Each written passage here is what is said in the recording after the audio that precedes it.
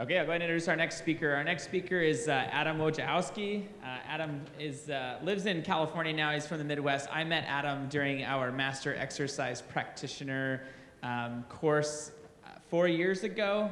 Adam has a lot of experience working in EMS law enforcement, specifically in the Midwest, where I come from as well. And we've had some pretty great conversations, heard him speak, and thought that he would be a good addition to our conference here today. And so I will let him continue to introduce himself and tell you more about him, but he's going to talk to us about some crisis communication stuff. So thanks, Adam. Thanks, Brett. By the way, everybody, I'm sure those that work in depth with Brett, the therapy is helping, and some of the medication I'm able to wean myself off of that after 4 years. So I want to thank the EMS Emergency Management Association for inviting me over here. We are going to discuss some things about crisis communications, but please pipe up. We'll have somebody with a mic be able to go around and chit-chat. I don't want this to be me coming up and bloviating to you for the next 45 minutes or 50 minutes. So it's kind of an open discussion, loosey-goosey, however you guys want it. This is really for your guys' benefit, and whatever you want or whatever direction you want to run in, I'm willing to go. So as Brett stated, I do have a bit of an eclectic background with public safety in general. So I was a cop for 15 years, 20 years current active EMS. The last 10 years I've been an emergency manager, both in public and private sector. I currently work for a healthcare system in Northern California. Prior to that, I've worked in the oil and gas industry, and then municipal EM for western Wisconsin, right in the Minneapolis-St. Paul area. So moving to California was a bit of a culture shock, as I was talking with Jeff in the back there this morning, but looking forward to getting back to the Midwest eventually. So today we're going to be discussing some crisis communications, and you know, there's a lot of different titles that can be used for this. Emergency management communications, public information, crisis communications. To me, I don't really care what you call it. It's all the same thing. You got to get the right information to the right people at the right time to make the right decisions. That's it. So whatever you title this, it doesn't matter. It's all fluff to me. So it's the core tenets that we're going to be going over. So when we chat about that, this presentation is going to be somewhat interactive. So those of you that you got your computers out, your Surface tablets or whatever, or your phones out, this is the time you are allowed to actually play on them, okay? So do me a favor, go to that website address.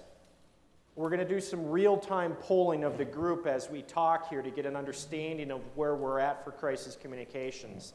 Enter that, on the top it'll say enter code to vote. Enter that 6-digit code up there.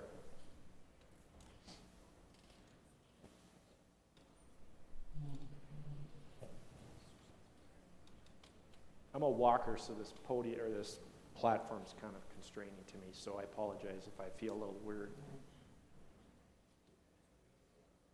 Should pull it up and you should see the Utah EMA logo. You got that? You're good.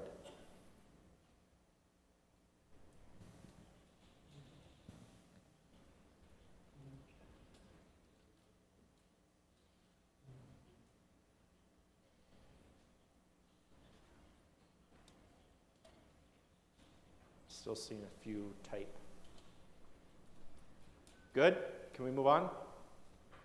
All right, I got a thumbs up in the middle there.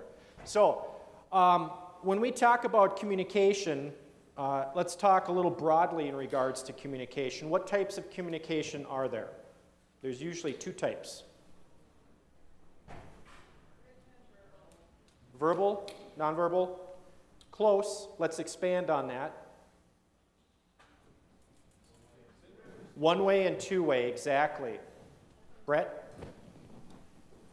That to that gentleman there with the awesome Apple PC. State PIO. He's a ringer. That's why he answered it. Darn it. Thank you for that. So that's for you. I'll sign it later if you want, okay? They will be worth something. So there's one-way and two-way communications when we deal with crisis issues or disaster emergency management. With the exception of the PIO that just answered, one-way does what? What does one-way communication affect? Shout it.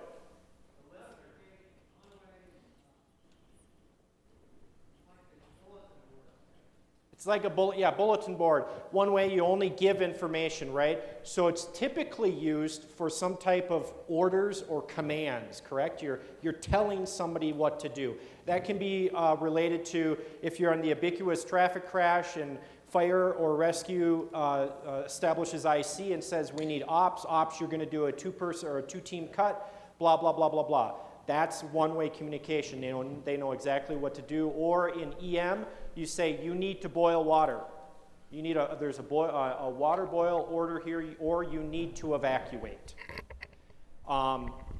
Two-way communication does what?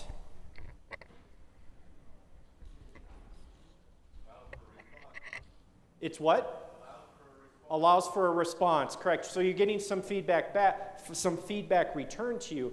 But what is more important for us is that it affects behavior change.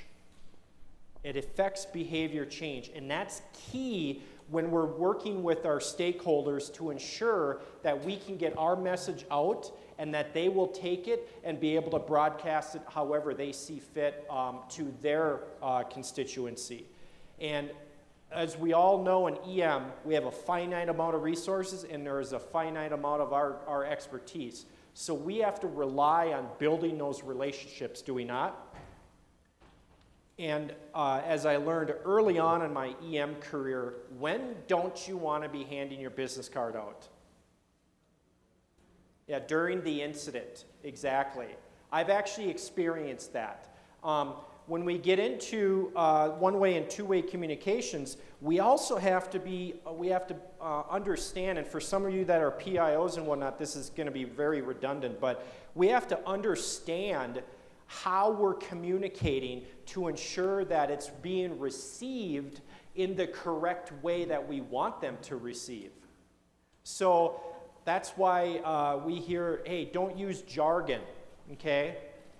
Anybody remember the ubiquitous story about NYC, New York City, requesting 69 buses or whatever, however many buses to the World Trade Center response?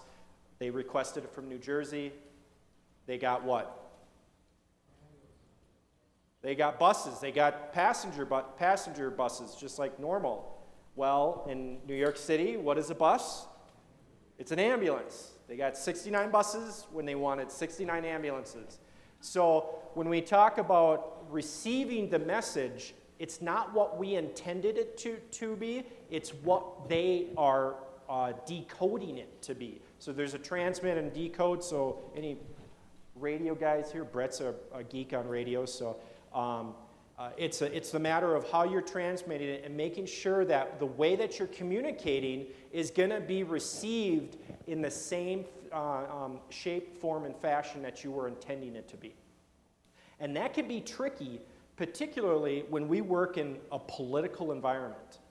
And anybody here think that emergency management is not politically driven or politically a hot topic at times? Raise your hand if you think that we're exempt from that. Fantastic, because we're not. We are a very political influenced organization or profession. And at times, especially during a response, it can be quite a disaster in and of itself to deal with. I've worked the 35 bridge collapse in Minneapolis, St. Paul. I've worked the Northern California wildfires. I've worked cyber attacks. I've worked mass protester takeovers, forcible takeovers of oil and gas facilities. I've worked in Canada and the US. I supervised personnel in both countries, and I can tell you what, the US is way ahead of Canada in regards to emergency management in general. And knowing the different laws that you do, whether it be local, state, or federal, is important so you can navigate through those quagmires. Any questions so far? So we're going to go through a few things today. We're going to identify some major principles or tenets that may be able to help you. Hopefully you can take away a few nuggets here. If not, I'll be here all the remainder of the conference and we can have a side conversation.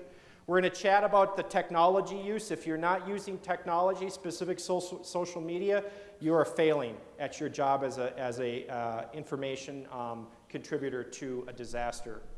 And then finally, kind of the core tenets or the core sections of what a true crisis communication plan should incorporate. Not saying that there isn't 1,000 ways to skin a cat here, but some of the core ones that should really be addressed. Anybody here work in healthcare right now? All right, healthcare, raise your hands high again.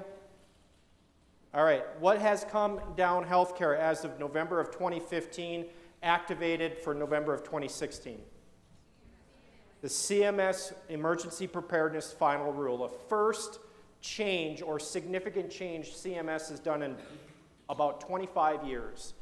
Prior to that, healthcare had zero regulatory oversight on emergency preparedness from the federal level. None, zero.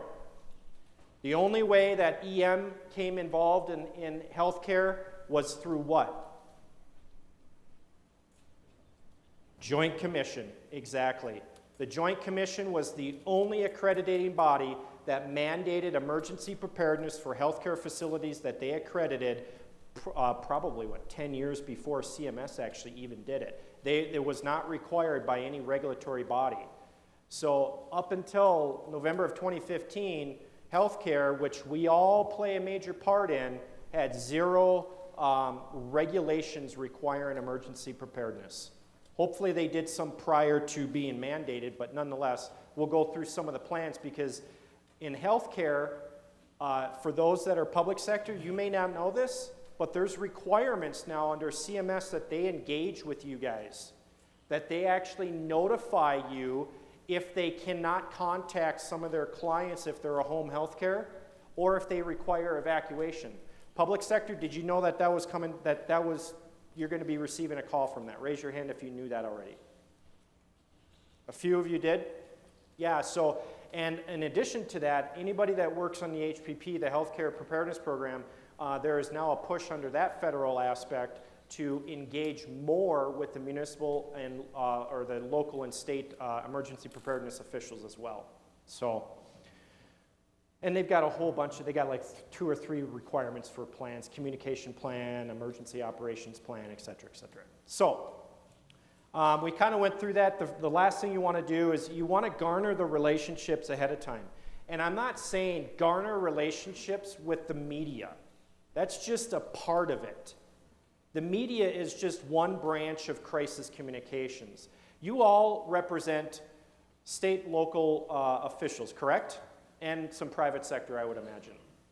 Well, to that extent, the media is one pocket of how you can get your message out. You still have other stakeholders that you answer to, whether it be political officials, whether it be if you're state or county, whether it be the private sector organizations or entities that you work with in your municipality or jurisdictions, or the citizens themselves. Media is a tool to use. They are not the end-all be-all for being able to ensure that you get your information out to the 4 R's there that we talked about earlier. So, one core tenet is to have a single point of contact. And I tell you what, I fully acknowledge I am not the right person for being a public information officer. I'll straight up tell you that.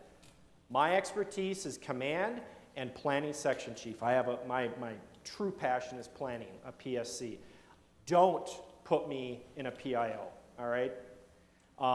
Some of those that like it, like this gentleman here, he was maybe voluntold to be in that position. Some of us have been voluntold that you are the designated PIO. or you may find that out later. But have a single point of contact that people can go to, at least initially.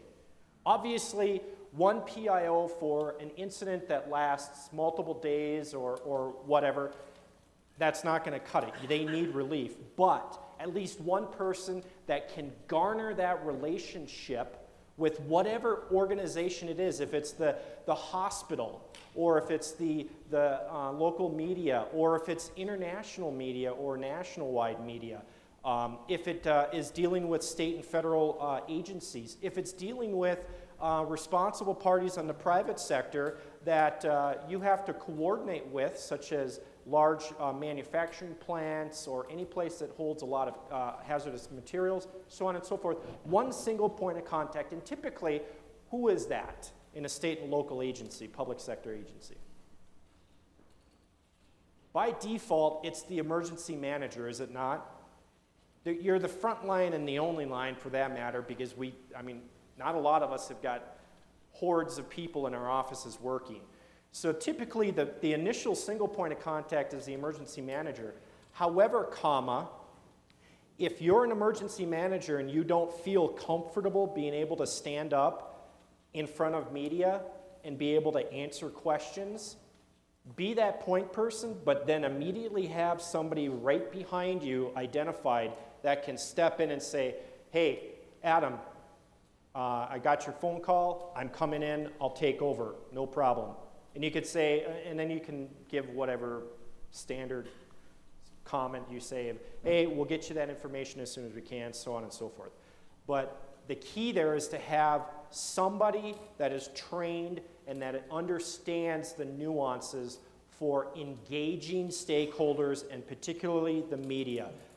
Because if you don't feed the beast will feed on you. Is that not correct? Absolutely.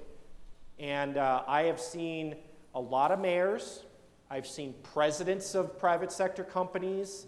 I've seen state director, department or bureau directors say, I am the PIO. That's probably not wise. Your head official, and I'm telling you this straight up, should never be the PIO for an incident, ever. They should be coming in when they need to appropriately by saying, hey everybody, we're doing everything we can, et cetera, but they should not hold the position of public information officer, straight up, flat, end of discussion, period.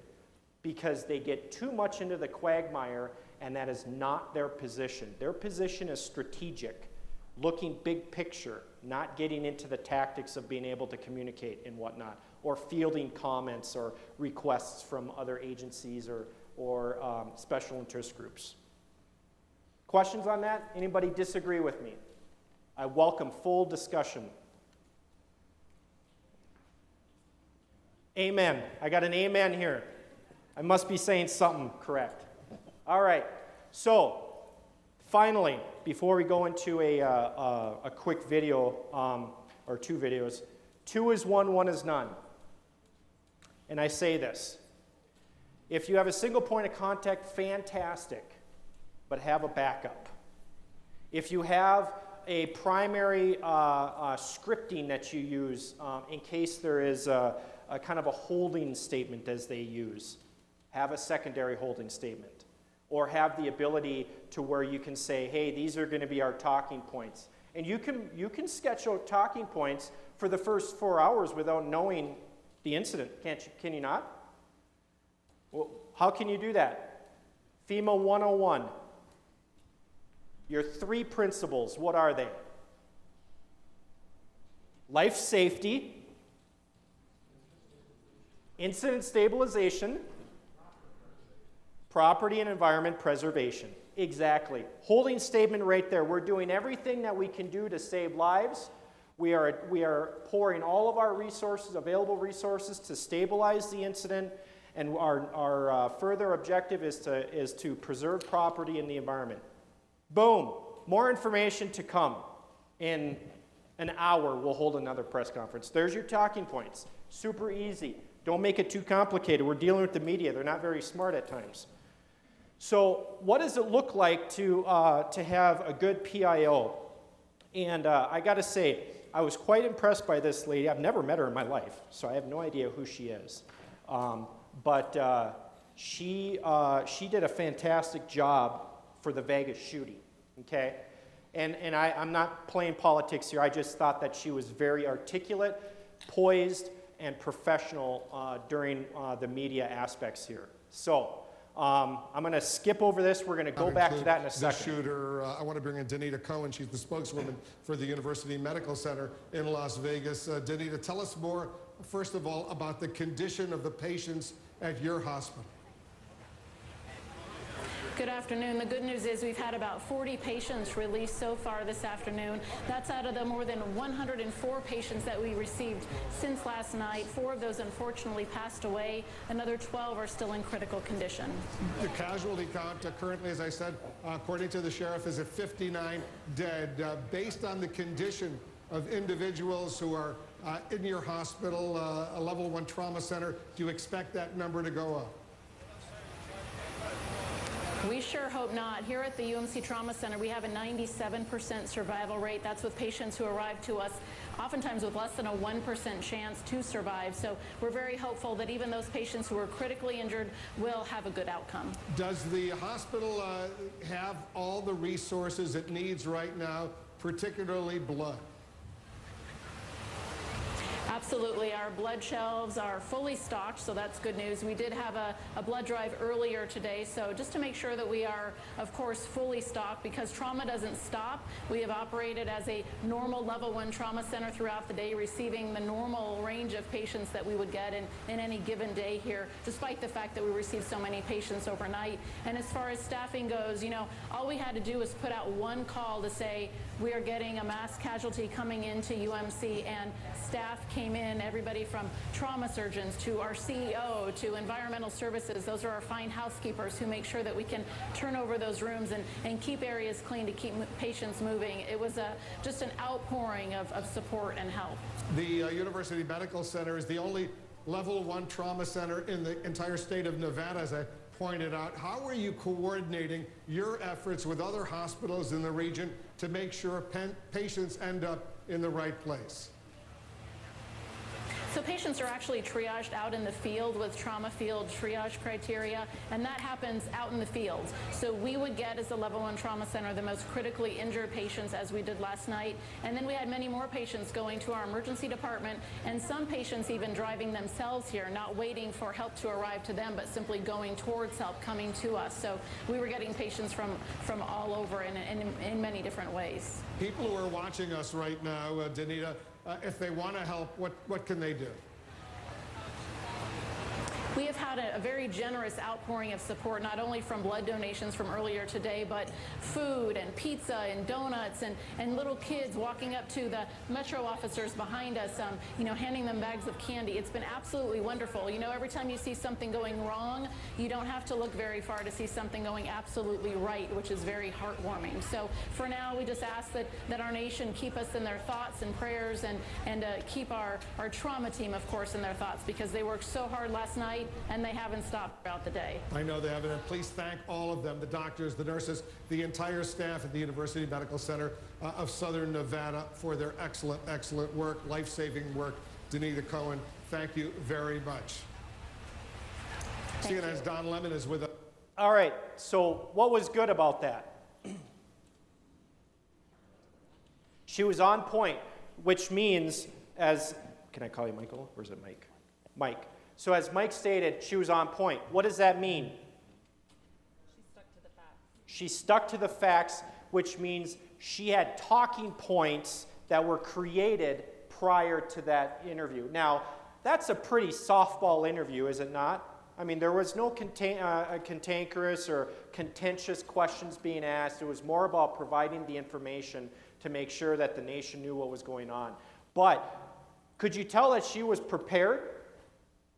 How could you tell that? Bingo.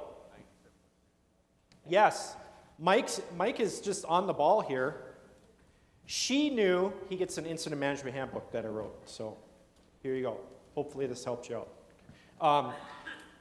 She knew statistics, 97% survival rate, 107 people that were treated or seen, 4 fatalities. Those are pretty hopefully your PIO would say that, would know that information. But the 97% success rate, the calling in of people, one call, and we were able to get every resource that we could possibly need for our internal staff. What does that say? What is she trying to say when she puts those little tidbits in there? One call, level 1 trauma center, highly trained staff. What is she doing? Yes, sir. They're showing that they're prepared. But more importantly, let's expand on that preparedness. What's the other thing she's doing for that healthcare system? What's that? Don't self-deploy. What else? I heard. Bingo. Confidence. Confidence is the key there. We have our proverbial stinky stuff locked in. All right? We know what we're doing. We are the experts. That's what she's saying, is she not? And I'm going to show you another one where there's a little bit of a contentious interview question or a couple of questions, and see how she answers them. But she is instilling confidence in the nation, in this particular instance, that those that have responded to that hospital are getting the best possible care that they can. All right? Now, let's watch a second one, which is an actual true field interview. All right? And then we're going to go back to our first polling. Patients so far. Can you break down approximately who would be the critical conditions or who would be the minor injuries? Do you have any approximate breakdowns? I don't know. Can you again describe the scene, as you said, this line of ambulances coming, cars coming in and triaging, wherever people could be triaged. Can you describe the scene again? Sure. So the majority of our patients either came by car or by ambulance to our emergency department, and then most of the ambulances themselves came right to our trauma center. Those patients were triaged just in front of the trauma center to make sure that they were getting the appropriate care. So if they needed a lower level of care or perhaps could be treated in the emergency department, they went to the emergency department. Those who needed to definitely go into the trauma center were sent straight back to the trauma center. One of the things that most surprised the physicians was the whole engagement of the top and the bottom of the whole physicians. Did you feel that too here in the hospital? Do I feel that? Yeah. How could a person describe that for us? Well, first of all, I proudly say we have the absolute best trauma surgeons, not just because we're with the level 1 trauma center, but because our outcomes are so good. This is what they train for. It's what they live for. It's what makes their heart beat. And this is really why they do what they do, so that when people are in their time of need, that they can be at the bedside to provide that life-saving care. There have been other hospitals in the area trying to get a level 1, and they've been blocked, frankly. Does this call for more expansion of level 1 hospital certifications throughout the valley so they can handle a mass issue like this? Absolutely not. I think that this situation shows exactly why it's important to have one level 1 trauma center that is, expert in taking care of these kinds of things, and that expertise isn't diluted throughout the community. Were most of the patients transported here, are they from gun wounds? We did have several gunshot wounds, but we also had a variety of other injuries just because people were trying to get out of that crowd. Behind you, police are stopping every single car. Who's allowed in right now? Right now, people who are in the medical district area for doctor's appointments, or if we have staff that's coming in or out, we just want to keep away people who are just coming by to look and to make sure that the people who need medical care right now are receiving it. What about friends and family? Friends and family, of course, are let in, and we want them to go right to the bedside so they can help comfort their loved ones. Are any of them speaking about their experience here? Not so far. All right, I'm going to stop it there. So what kind of questions, they weren't hard, but what kind of questions was she prepared, or did she answer fluently? The services? Okay. And the fact that they offer very specific help versus Yeah. other areas. So there's 2 questions. One was their specific outcomes that they train for. They're the experts. She actually said experts. Then the second question was, well, don't you think that this calls for additional level 1 trauma centers to be stood up? And she's like, absolutely not. Whether you agree with it or not, in the way that she presented it, she was able to justify the reasoning of, no, it's because we have the experts here versus quality and singularity is better than quantity and dilution, is what she stated. So being able to answer those questions off the cuff, you know, Wolf Blitzer was probably more of a scripted. She already knew the questions that were probably going to be answered or be asked by him, more than likely. However, this one was completely off the cuff, which is traditionally how it happens, all right? And you can get, anybody that's a PIO here ever experienced where a question came out of left field, like it was just, where did that come from? I'm looking at you. Anybody else? Yeah. Were you prepared to answer that? No. And at times you're like, I'm not sure what you mean by that. How about we take that offline and I'll get you the answer, or something like that. Some kind of a holding statement. But remember, when you work with the media, who controls that press conference? You do. You do. You have the right. Now, I caution you on this. You have the right to say, I don't agree with the premise of your question, or why don't we take that offline here so we can continue with the questions that are being asked. Or something like that. But remember, you control it. You call on people. It was kind of a free-for-all there with Danita, where she was just kind of turning and answering questions, which is fine. I mean, if you don't have any kind of an issue, you're just explaining how you responded, that's cool. But if you're in some type of I'm going back to my pipeline days, where if you have a pipeline company that spilled a bunch of crude oil, and there's a press conference, they're going to be extremely defensive. So you have to be prepared and polished. How did she look non-verbally? She looked professional. How was her facial features or her body language? It was open. It wasn't closed off.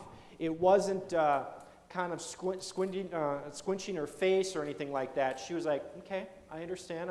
I'm following you, kind of a deal. Even if she's in the back of her mind thinking you're on cloud 9, or what planet are you coming from? I understand what's going on, and she exhibited that. Nonverbal communication is just as important as your verbal communication when you deal with this. Nixon and Kennedy's presidential debate is a classic example of nonverbal communication and how it can be detrimental. Nixon lost. Many say Nixon lost that presidential run because of his response in the debates there. So we already kind of went through this, but what I want to do here is I want to back up to our first poll and answer this question.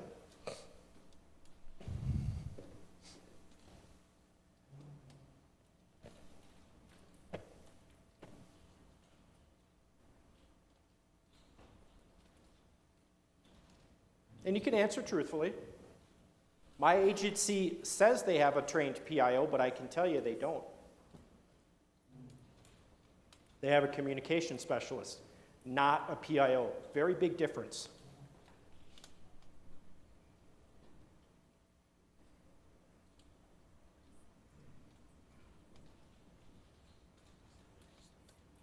There's more than 54 people in here. Is it the internet or whatever not working? Oh, it's the connection with the internet that's causing it, or the cell issues. I've noticed that I've got some poorer cell coverage here. So a vast majority of you've got a trained PIO, which is great. Now the second question to that, or the follow-up, which we don't have to answer here, is do they have the experience as a PIO? It's one thing to be trained. It's a whole different animal if you've got the field experience of being a PIO. And I've went through PIO training, and I can tell you, I went through that to be able to say, don't put me in the PIO position, because you don't want me to do that. All right. You guys can continue answering them. We'll take a full recap at the end of this presentation here. We got about 20 minutes left. Or 30 minutes left. All right, so we kind of stated already, I don't want to belabor this or kick this dead horse. Let's go on to the core tenets. So when you're communicating, it doesn't have to be media. Take media out of this as the primary. This is for any kind of communication that you guys do. There's typically 5 tenets that you should remember when you're portraying the information. Okay? Tenet 1 is you got to be prompt. You can't have information being delayed because of process issues. If your IMT is not prepared to be able to go and review communications and approve them in a timely fashion, you need to fix that. Get a legal officer, an LO on staff in the IMT if there's any kind of legal ramifications that they have to go and review. Make sure your IC knows that, IC or deputy IC, however that's delegated, make sure that they know that this is top priority. We need to get this out, and this is part of your responsibilities is to review these communications and run this through. If you're a private organization, you may want to run that up to the president, CEO, or whoever is the appropriate senior executive leadership to make sure that they're comfortable with it so they don't get blindsided by either board members or by stockholders. Excuse me. So that process should be depicted in your communications plan, which can either be an annex of your EOP or it can be a standalone document that depicts all of that process aspects to it. You need to go and ensure that you're compassionate. And for us, I'm an adrenaline junkie. I love it. I really love working trauma and working a crash and stuff like that. And when I was PSC for the wildfires for our system, so I worked for a healthcare organization that has 60,000 employees, 12,000 physicians, and we have coverage for facilities in the entire northern half of California, a little bit in Southern California, Hawaii, and Utah, actually. I had to harness myself in when all these other people that have never worked, the Northern California wildfires was the largest disaster that the organization I work for ever experienced. And so we've got a full IMT of our senior and executive leadership. President, CEO is in there. Our general counsel is the IC, which she did a phenomenal job. We have our chief medical officer, the whole works. Everybody was in there. And I'm like, yeah, let it rain, let's go. And I had to kind of keep that into myself because they all freak out. I mean, California people are kind of snowflakes at times. And, I had to go with the thing of, yeah, I'm in my element here. This is what I've trained for. So when we get into, and all of us have had those experiences where like, hey, this is a really, I mean, as an emergency manager, this is a pretty cool incident that we're working. But if we have to portray information, we got to make sure that we're compassionate about that. And some of us can have some jaded conversations or jaded viewpoints, especially as cops. So the next one's going to be interactive. So news conferences are a bit interactive. So there's somewhat of a two-way communication. But more importantly, when we talk about interactive, is your outside stakeholders. So your businesses, your citizens, your special interest groups, other governmental agencies, whomever you're going to rely on for assistance in some way, shape, or form, it should be interactive. They should be able to say, hey, I'm not really jiving with this talking point. Why is it created this way, or why is it worded this way? Or why are you pursuing this avenue of communication versus this avenue? And in Utah, you guys have a large BIA surface area, right? Bureau of Indian Affairs. I mean, Brett, you were saying what? Almost half of the state was BIA land. Is that correct? So communicating with tribal stakeholders, or in Canada it would be First Nations, that has a whole different aspect than what normally would be with other citizens. Not singling them out, but I've experienced that. And compassion and interactivity is vital to ensure that they support whatever is being stated or going out that would affect them. The other component of it is be honest. If you screwed up, admit it when appropriate. Don't cover it up. If you don't know the answer, don't fake it till you make it. Because some journalists, particularly if you have a large incident and it starts generating national media attention, they know exactly what they're doing. And they don't ask a question unless they know what kind of a response they're looking to get, and they can needle you. Plus, you guys all work in your local communities, right? And you know each other. And if some of you know each other very well, you know when you're BSing. Your local community will know when you're BSing, plain and simply put, especially those that have lived in the community for decades. They're like, that doesn't sound right. That's not whatever has happened in the past, so on and so forth.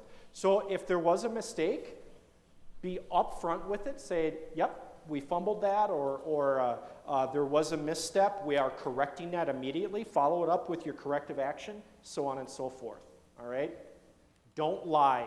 Lying will do what to your stakeholder group? Your credibility will be shot. So anything else beyond that will be absolute garbage to them.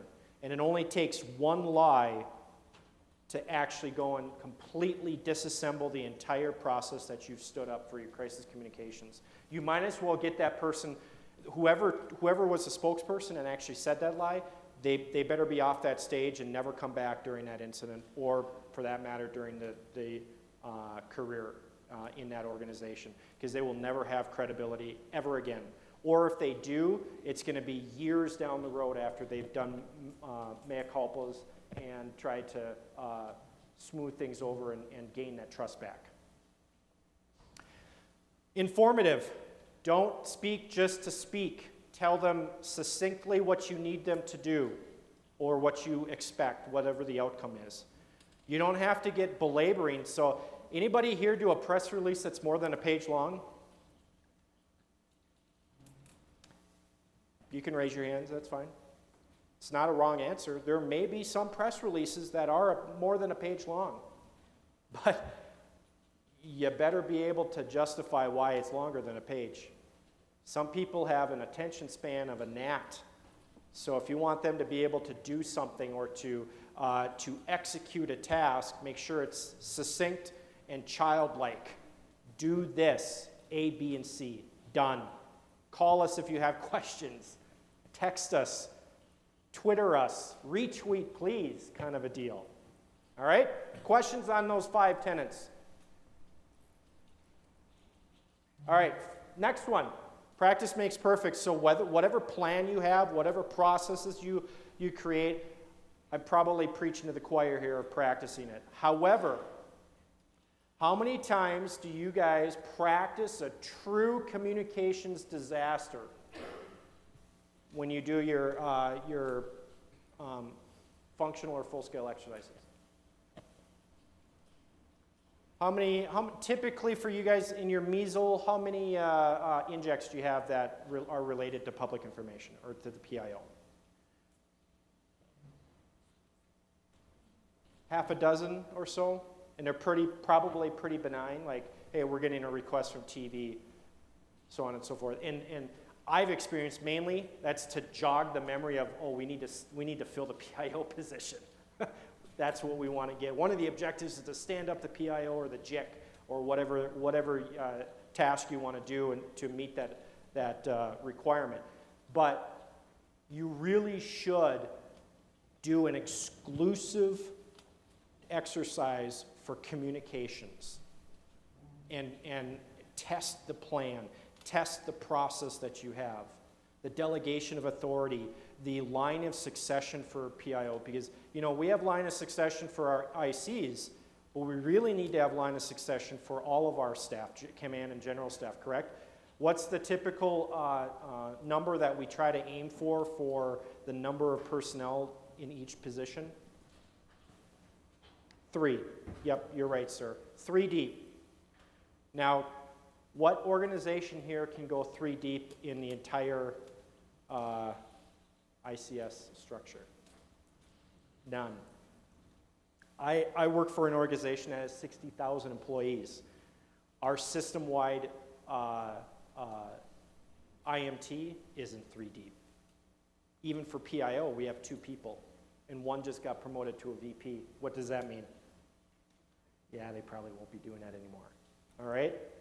So practice makes perfect. Test your plan. Hopefully you have some type of structure on processes. Because if you get caught off guard by saying, how do we get our information approved? If your plan says, well, we're going to send it to the IC, it's like, wait a second here.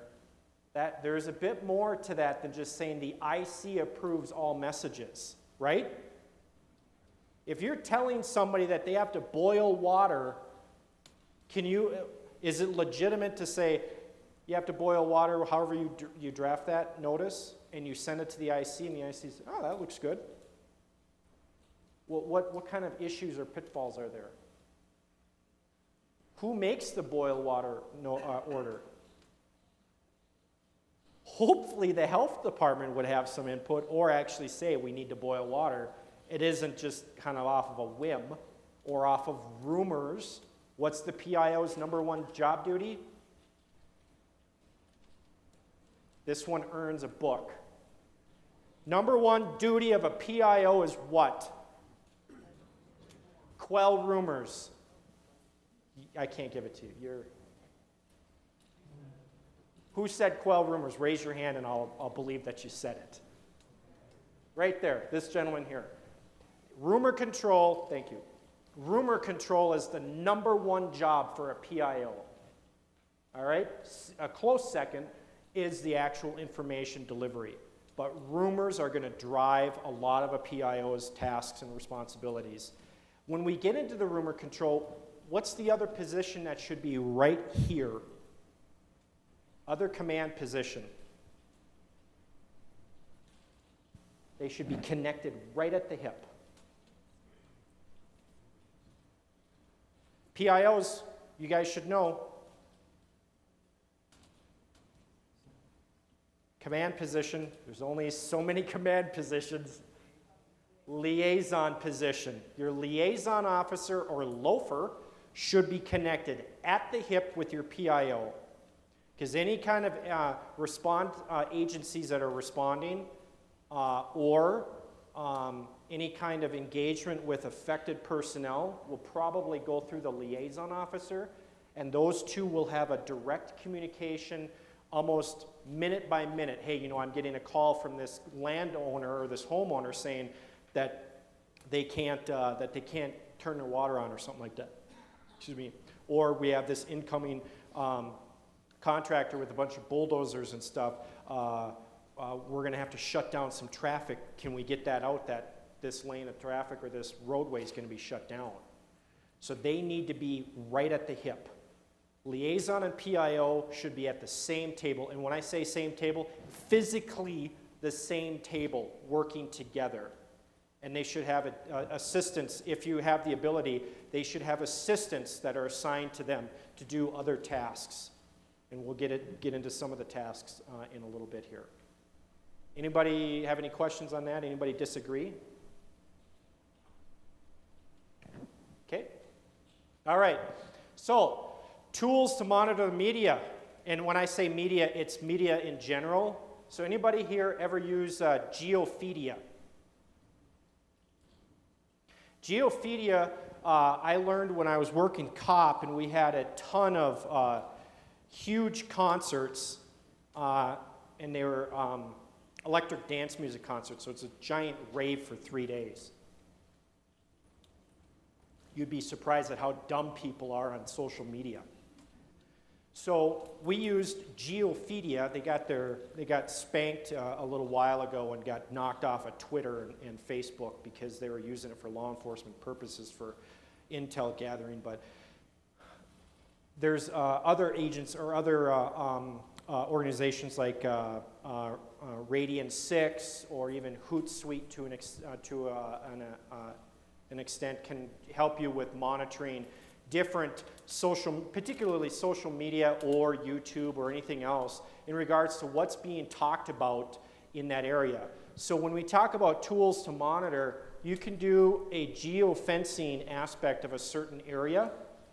So say you've got a traffic crash or a bad rollover or something like that, you want to see what everybody's talking about, you can work with these, you can engage these. These are typically subscription-based, and they will pull all the public posts and other information about related to that. You could put keywords in like crash or concert, or like we had Somerset Music Festival concert, we'd use Somerset Music Festival, Somerset, blah, blah, blah.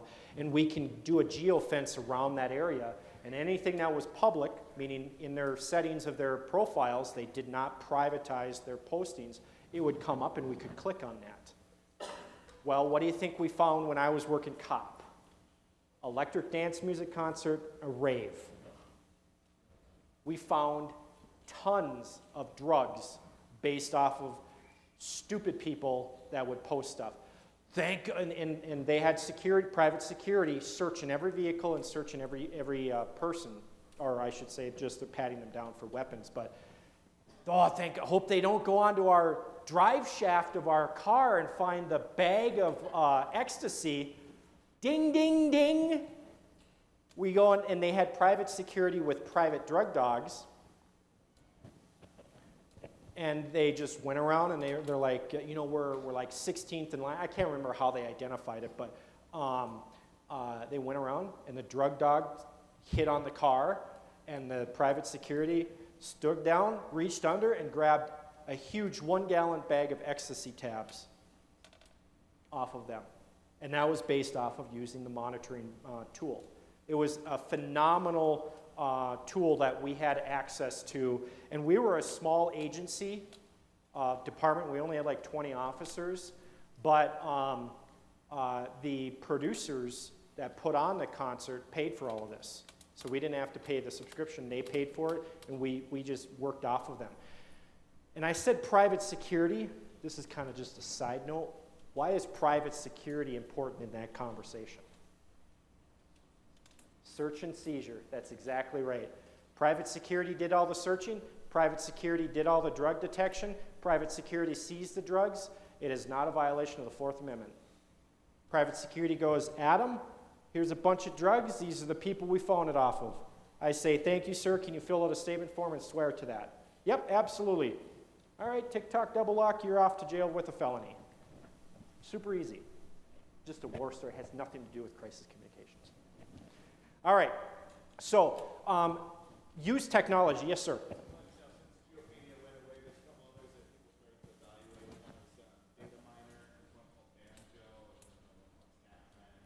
Snap trends, and I digital. I actually have those. I was going to put those specifically. Digital stakeouts, snap trends. Data miner and banjo. If you guys want to take those, and let's connect offline, and I'll put them in the presentation. This presentation will be available on my website afterwards, so you guys can go back and review it and get a refresher if you ever want to. Thank you for that. All right, let's continue on. Expect the unexpected. So talking points. You should, when you're preparing for statements or you're preparing information to be released, it doesn't have to be just to the media again. Prepare for the worst. Like, how is this going to be received? When I worked the wildfires, the issue that we had is we expected our MOAC to be our prime target or prime pipeline for information. And in the state of California, each county has what they call a MOAC, a medical area coordinating health officer. Yeah, medical, something like that. Anyways, it's supposed to be the person that we go to for healthcare, that we get all information, and they're the pipeline from public sector to us.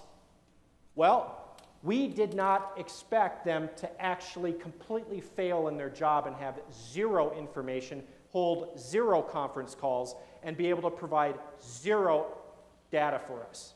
We had to go out ourselves, stand up our own ArcGIS mapping, go to the actual GIS or the Joint Information Center with CAL FIRE and extract the information that we needed. We also had to reach out to our other area hospitals to get information from them, because nobody in the 3-county area, no MOACs, were coordinating with each other to actually say, you know, this hospital is getting ready to evacuate. These other hospitals are going to have to start surging up. None of that. We failed at that. I can tell you now, we will never fail at that again, because we've got the processes put in place. Pre-script it, so have your boilerplate messages. You can do that. There's a ton of them. Google it. Don't reinvent the wheel here. Google crisis communications. Go look for a plan. Take down some of those boilerplate messages and use them. Put them in your own plan so that initial point of contact that may not be the right person can actually put those into practice. When we get into technology, if you do not use social media, you are failing at your job as a PIO, period. End of discussion, done. Social media is extremely vital these days. It is part of our communication lives with absolute inundation of every aspect. So and I'll go back to the wildfires because it's so fresh, and the Orville Dam I worked as well when they evacuated 180,000 people because of the floods last year. The public sector people failed for the first 3 to 4 days, at least of the wildfires, to get accurate information out. The PIOs were getting inundated with so many requests, they finally said, go to our Twitter account, go to our Facebook account, get all the information off of there. Done. That's all that they would say. They would not spend time on the phone with us. So we did that, and to be honest, after about the 3rd or 4th day, they really started clicking. They finally got their process set up, and there was good information, continual information. They also real-time or live streamed their press conferences. So we were in Sacramento. The fires were happening in Santa Rosa. That's an hour-and-a-half drive away. Two completely different media communities. We actually went and viewed their live streaming broadcasts to gain the information and intelligence that we needed from Sacramento on the internet. So we didn't have to physically be there to be able to get that information. The last thing I'll say about that is if you have policies in your state and local agencies that prevent you from being able to establish Twitter accounts, accessing Facebook and Twitter, you need to go and tell them that that is an arcane policy and it needs to be abolished, or at least modified to where it can be accessed during disaster-related events. Yes, sir? I am willing to write a letter to any executive in the state or contact them to vouch for your need for social media. So we can put the whole weight of the PIO Association behind that if you want. Perfect. Great networking right here. What's your name? Joe. Joe is your person. Contact him. He likes 2 a.m. phone calls, especially when you breathe heavy on the phone. All right? So just for time's sake, I'm not going to go through this next video here, but let's go through here and answer this next question quickly.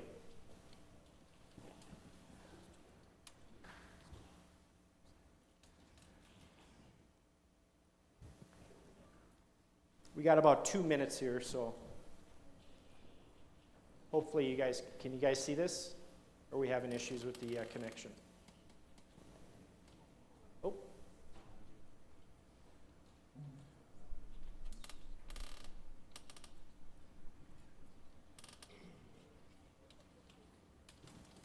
So as we go through here, looks like a fairly equal number that use at least one or more than one avenue to engage personnel. I can tell you from experience, PIO should really rely on technology to get their information out. Gone are the days that you can fax a news release and have the media read it and be effective. A lot of people, I know I don't. I've lived in California for 2 years now. I've never programmed a local radio station in my car ever. I always listen to satellite radio. So if you're expecting radio organizations or TV or whatnot to be able to get your information out, it's valid, but don't be exclusive, have that as your exclusive medium to get your information out. Your best one is your website, where you can give detailed information on what's going on. The other aspect is when you got to get out that information real quick, Sonoma County Sheriff's Office, which was in charge of all the evacuations, they were twittering, and they also used their Code Red or their Nixle or whatever, a mass notification, Everbridge. Well, Nixle is an Everbridge. They used that to notify people. They did a reverse 911. You really should engage on Everbridge or Code Red or any of those other mass notifications to really help you out on that.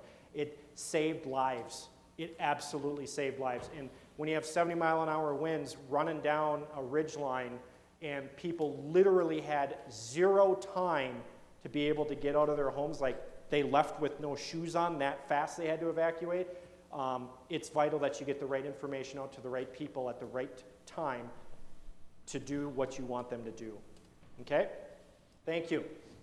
We're going to skip over this. I just want to quickly get over to a couple of tenets of the plan.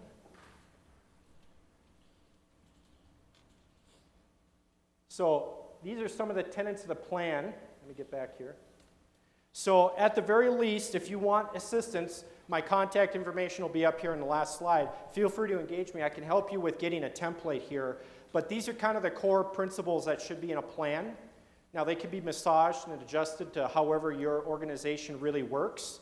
But at least have these 6 things in there. Contact numbers are vital, and they should be updated annually, at least annually. Especially if you're using persons' names versus position titles, you have to update that because it's an ever-changing evolution of personnel and retirements. And I believe one gal from the States said that they're dropping like flies for retirement, that is, so on and so forth. So that's kind of the plan. We went over by 3 minutes. Brett's freaking out here. Any questions? I will be here for the remainder of the day.